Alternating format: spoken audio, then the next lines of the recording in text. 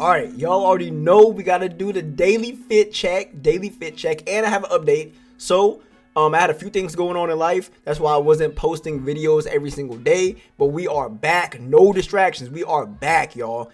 Videos every single day. We grind into that 2K. Now, I'm over here dropping bars now. But, hey, let's get to it. All right, so we got the blue Dewey on. Hey, I got the fresh cut, but not yet, y'all. Not yet. I'm telling you. When we get to 50,000 on YouTube subscribers, I'll take it off. I promise. I'll take it off, right? I'll take it off. And then I got, oh, snap. Almost fell back. Dang. Okay, I got one of my favorite hoodies on right here. Got a little picture right here. Got some people on the couch and it says binge watching right here on the back. Or no, on the front, on the bottom, I meant to say. And then I got some like dad unk Nike shorts right here, bro. You see the little Nike, you see the swish? But bro, these things are long, bro. Like I'm telling you, straight shorts. I'm telling y'all, like this is what your granddad would be wearing if he was on the grill at a barbecue. That type of I'm telling you. Boom, boom. We are back today to talk more about Need for Speed Unbound and the volumes leading up to what we have now, Volume 9. Also, we are going to be talking about the roller coaster ride that the game has been on, because regardless of what you all believe, the stats show that the game has had a comeback and the player base has been climbing higher, directly correlating to the releases of the new updates. One thing that I want to make very clear is that I am not saying the game is bad. If you have been here for a minute, then you know that I am a firm believer that Unbound is the best Need for Speed game to have come out ever. This is including all the older games as well. If you don't think that, then hey, that's you. But I wanted to get that point out of the way. When I am talking about the things that happened in the state that the community was in back then, it's not to dog on the game. Rather, it's just to talk about the things that happened. If I'm going to talk about the good of the game, then I'm also going to talk about the bad of the game. And truth be told, the bad really stopped happening as much after Volume 6, so the last video we did covering the last 2 years of Unbound was the worst you'll hear from me. If you enjoyed today's video, make sure to go ahead and drop a like and subscribe to the channel, and let's jump straight in. We left off in the last video talking about Volume 4, which was, for all those who didn't watch the last video or need a refresher, was the volume that focused highly on the 75th anniversary of Porsche and introduced the Porsche Taycan, an electric sedan that had people divided. If you want more info, go check out the previous video. But after that update had dropped, the community was still a bit dead, I would say. This is where we were once again in the lower phase of the roller coaster, and things weren't looking too hot for the game. Sure, it was nice for the Gauntlet playlist to be introduced in the last volume, but that was the only new thing really to do in the game. And even then, that was getting old. Doing the same thing over and over again on the same tracks with the AI cops not really being a threat? Was Volume 5 gonna be the savior? Not exactly. If I'm gonna be 100% honest with you all, I think that this may have been one of the worst updates the game got. I didn't even really feel comfortable calling it an update either. It did add a new car, the 2023 BMW M2 Coupe, which had overall positive reactions from fans of the game, but the thing about it was that really the best that they could do? At this point in the game, we had so many BMWs, it was ridiculous. Not to mention we had already had an M2.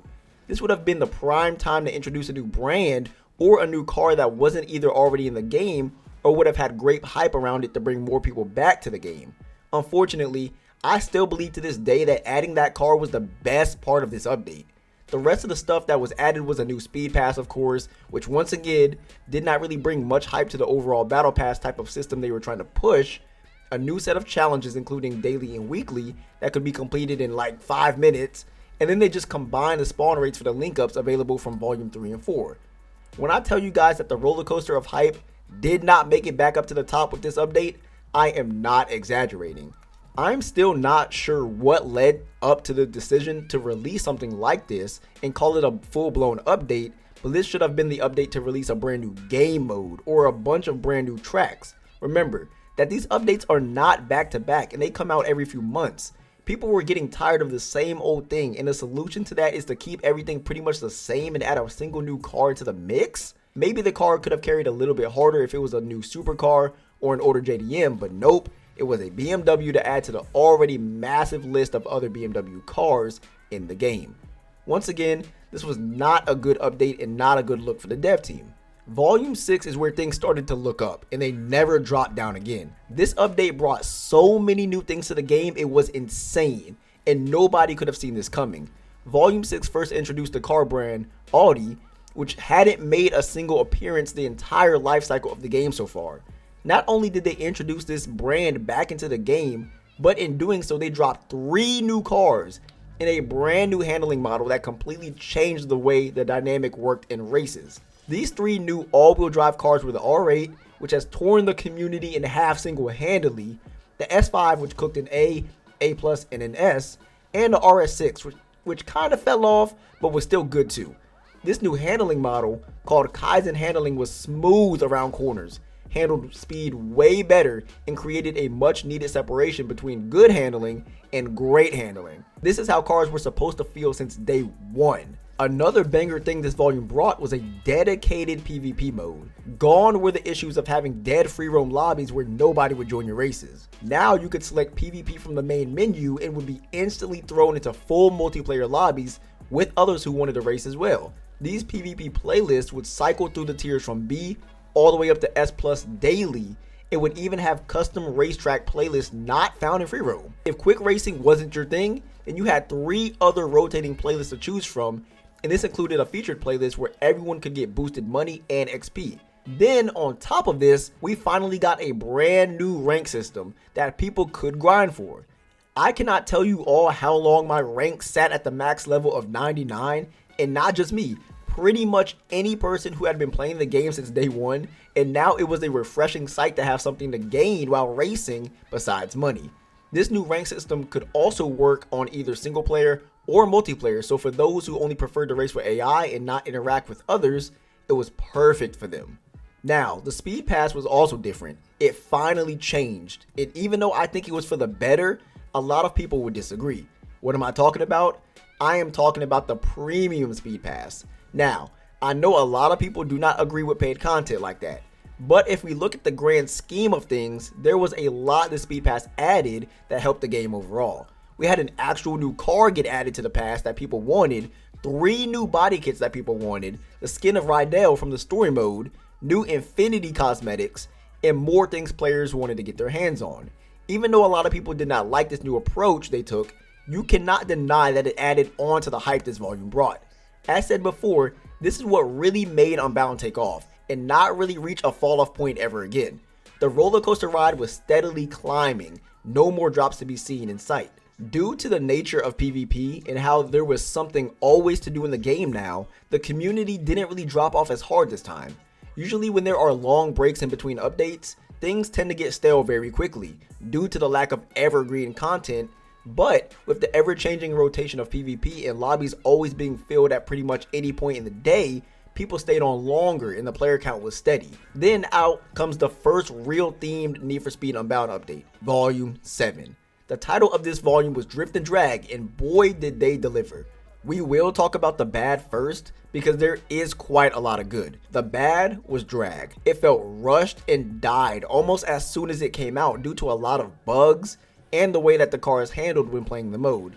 Not to mention the tracks that were introduced for drag didn't really flow well and made players want way better. We were thankful Unbound actually had a drag mode, but the way it actually dropped, it should have been put on the workbench a little bit more before release. But as for the good, let's first talk about the drift mode and how they completely redid the drift handling finally. People have been asking for drifting to get a complete overhaul since day one, when we found out that the best way to drift wasn't even drifting, but rather just going from side to side. Keep in mind I am talking about the real drifting, not race drifting. This new drift mode that they dropped gave players a whole new outlook on the future of drifting in this game for competitive play and for just driving around the map. The new tires that came out with the drifting finally let racers feel their cars lose traction correctly and start to glide, how drifting should feel in the first place. The handling model was completely overhauled.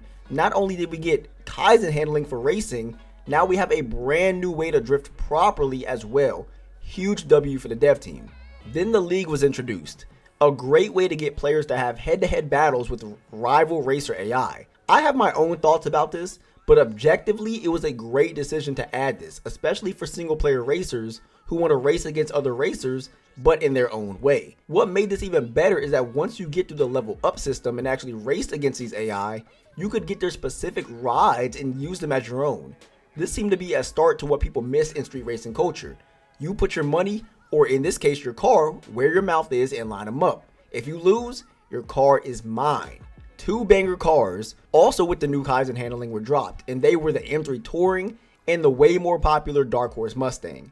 The M3 was cool, but once again this was a BMW to add to an already huge roster in the game. But the Dark Horse, a great muscle car in the game that was capable of keeping up with the best of the best? This was unheard of, since muscle cars in Unbound typically weren't the best choice. This was also a great decision on the dev team part to drop something so hype and have it also tie into the drift and drag theme they were going for. Unfortunately, the Dark Horse was tied to the paid premium Speed Pass, which did make a return and was confirmed to be staying from that point on. This made the community a bit more ticked off, but overall it was still a success due to offering more of what people wanted, including drag kits for the cars and parachute options. Drift and drag, more so drift, had people in a chokehold. There were world records being posted on YouTube and in Discords every single day. You had content creators making tips and trick videos and showing people the best drifting techniques. All of this continued until the next big themed update, and this one had everyone on the edge of their seats. Hot Pursuit, one of the best Need for Speed games of all time, finally was getting some light shown on it via Volume 8 called Cops and Racers. This may be the best update of all time for the game, including Volume 9, which we will talk about later. The game finally had a proper and dedicated Cops vs. Racers game mode, and unlike Gauntlet where everyone was a racer, you had 4 players that became cops with pursuit tech, and then you had 4 players that were trying to escape the cops as racers. This game mode was not without its issues, and game balancing became completely destroyed due to how overpowered the cops were compared to the racers, but overall, things seemed to be looking up for the game even more. There was a great system where racers who got busted could help out the cops so that everyone could still be a part of the action.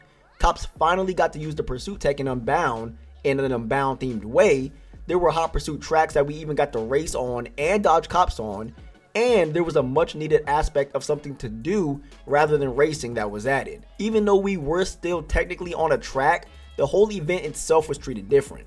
We had drift, drag, and now hot pursuit to really diversify the community and give options to whoever wanted whatever. But it didn't stop there, nope. The cops were given their own quote-unquote story mode and progression system. They were given their own challenges and cop cars you could unlock with playtime, and it was amazing.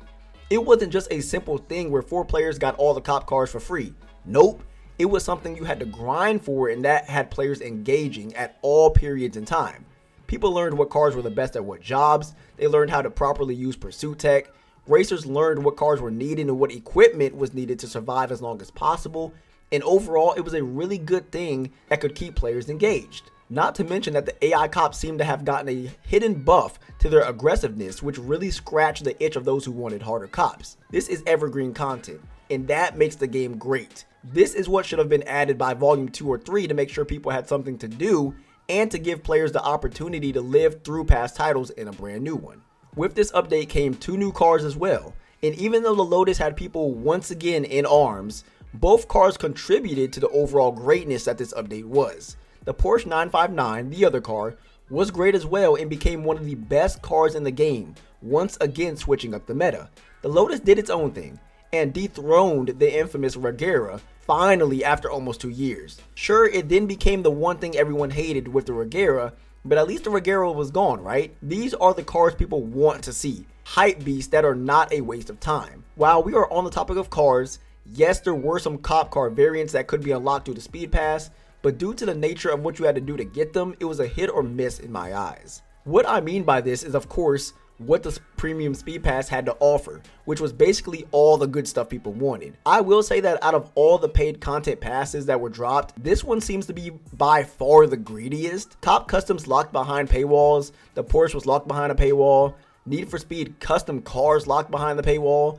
Overall, I am happy that the Speed Pass was able to still maintain hype, but maybe it could have been done in a different way.